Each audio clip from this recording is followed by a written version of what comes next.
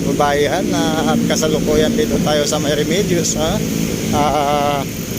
naglalakad. So patungo tayo mga kababayan ng Manila Yacht Club upang makakuha tayo ng mga kaganapan doon, ma-update sa inyo mga kababayan. So yan, napakarami na nagja-jogging dito at mga biker mga kababayan,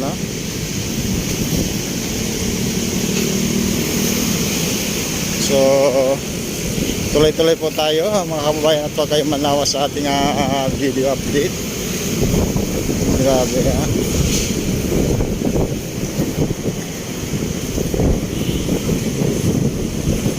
So malapit na tayo sa may Manila Yacht Club mga kababayan ng Luzon, Visayas at Mindanao. Mega love shoutout sa inyong lahat. Sa mga hindi pa nakapag-subscribe sa ating channel mga kababayan, at huwag niyo po kalimutan na pakihit ang notification bell upang lagi kayo updated sa mga video ina-upload natin mga kababayan.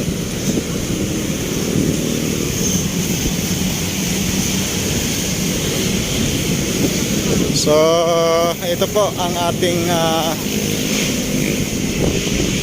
coconut planting ng DNR mga kababayan. So buhay na po anyog. Wala pa nagawa nito ng mga contractor natin ng wood pins upang hindi mapasok ng mga matambayan ng ating mga kababayan pumupunta dito mga kababayan. So yan, bagong tanim lang yung mga kababayan ng anyog dito. So napakalapit ng distance, at napakaganda.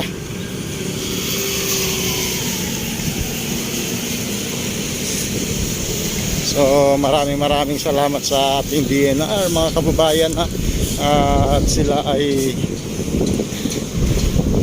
pinangalagaan nila talaga ang ating Manila Bay. So ngayon nakakasalukuyan nandito sa area ang ating mga DPS. Hello ma'am sa inyo, magandang hapon. So yan mga kababayan, mga masisipag natin dito, sila ma'am naglilinis.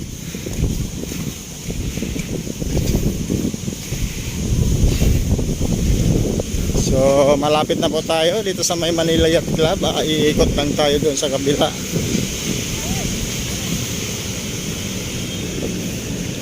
Siguro dyan malubat.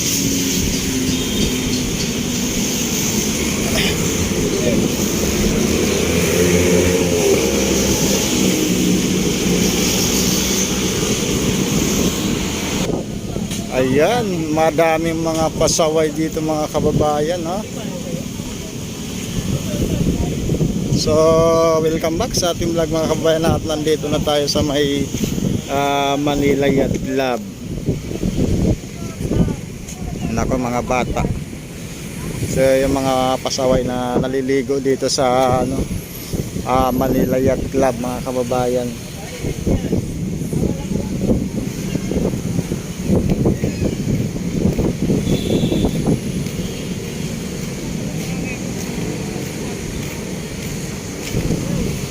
So yung mga kababayan, ito na po ang ating update dito. At nandito pa rin mga kawayan na iniipon ng mga ating mga DPS.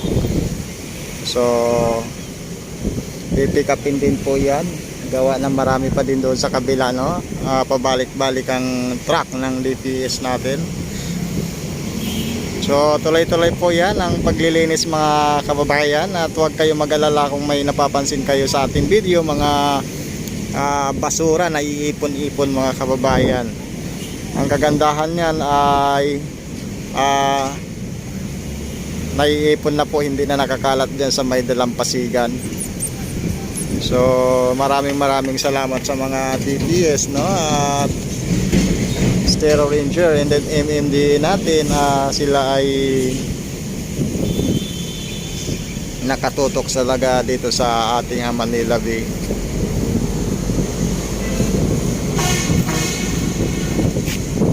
So yung karagatan natin ngayong mga kababayan, no, medyo maalon-alon konti.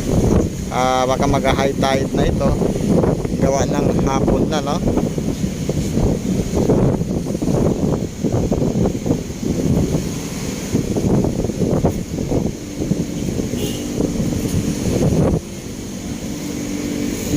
So yung mga kababayan na mega love shoutout sa inyong lahat, Luzon, Visayas at Mindanao. Sa mga wala pa po nakapag-subscribe sa ating channel, no, once again, huwag niyo po kalimutan na paki-hit ng notification bell upang lagi kayo updated sa mga videos na update natin. Ayan, mga naggagandahan mga yate sa loob na. So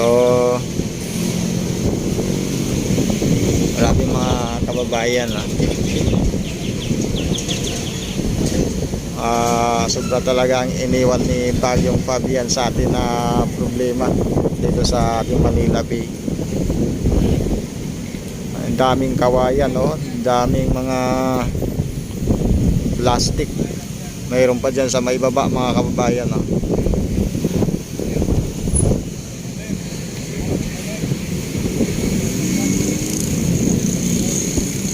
So siguro mga kababayan, hanggang dito na lang muna ang ating live stream, video update, no, dito sa may Manila Yacht Club. So once again, sa mga hindi pa nakapag-subscribe sa may channel natin, huwag niyo po kalimutan mag-subscribe. Lagi-lagi po tayo nag-upload ng mga kaganapan dito sa Manila Bay Rehabilitation. So siguro mga kababayan, hanggang dito na lang ang ating video. Mega love shoutout sa inyong lahat, Luzon, Visayas at Mindanao. Siyempre pati na rin mga kababayan natin OFW sa iba't ibang panig ng ating mundo. Mega love shoutout sa inyong lahat. So God bless po at mag-ingat kayo dyan palagi.